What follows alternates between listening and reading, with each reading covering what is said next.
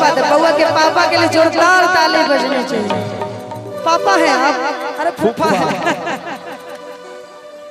आज पापा बन जाते हैं फूफा, फूफा बन जा रहे हैं पापा। बताइए, इतना मिस्टेक नहीं होना चाहिए। अच्छा कोई बात नहीं, हो जाता है थोड़ा। अरे हमारा बुझाता बबुआ ए होटियम होई है नाना इता जियम होई है हो। भैया थोड़ा साइड हो जाइए। अभी थोड़ी देर पहले देखे थे ना, डांट सुना था एक आदमी, बार बार वहाँ से कैमरा में लोग इशारा कर रहे हैं कि कैमरा में आपका ही सीन आ रहा है, इसलिए थोड़ा सा नीचे हो जाइए प्लीज। फिर से हमको बोलना ना पड़ेगा। और कहेंगे अब मंच को खाली किया जाए, जिनका काम नहीं है वो लोग मंच से उतर जाए, नहीं तो गैदरिंग लग रहा है पूरा। जिनका काम नहीं है वो लोग उतर जाए मंच से, प्लीज प्लीज प्लीज जल्दी से। और कहेंगे एक माइक इनको भी दिया जाए, माइक ले लीजिए, माइक एक इनको दिया जाए। और कहेंगे कि हमारा बुझाता बबुआ आज जियम होई है नाना इता दियम होई है हो। और ललना ललना हिंद के सितारा बबुआ सियम होई है बड़ा पियम होई है।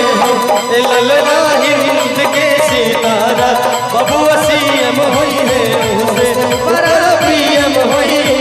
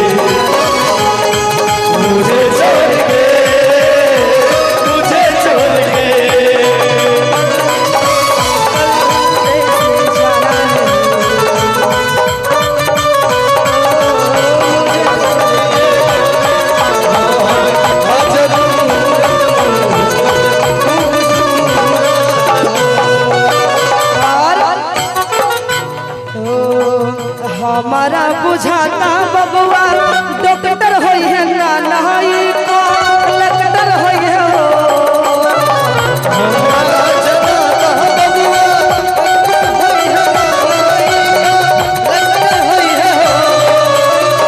हमारा बुझाता बबुआ डॉक्टर होई है नाना को कलेक्टर होई है हो। ए राजा जी, राजा जी मोह से बना बबुआ हमारा सियम होई है।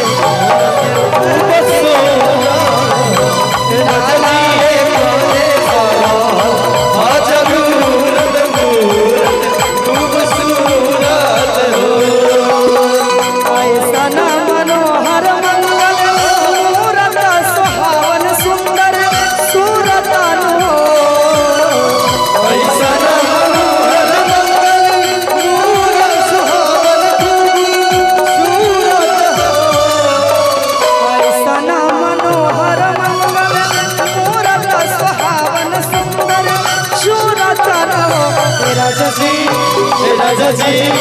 राजा जी ये कारे आज मूरत मूरत खूब सूरत हो।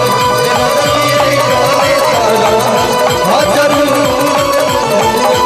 खूब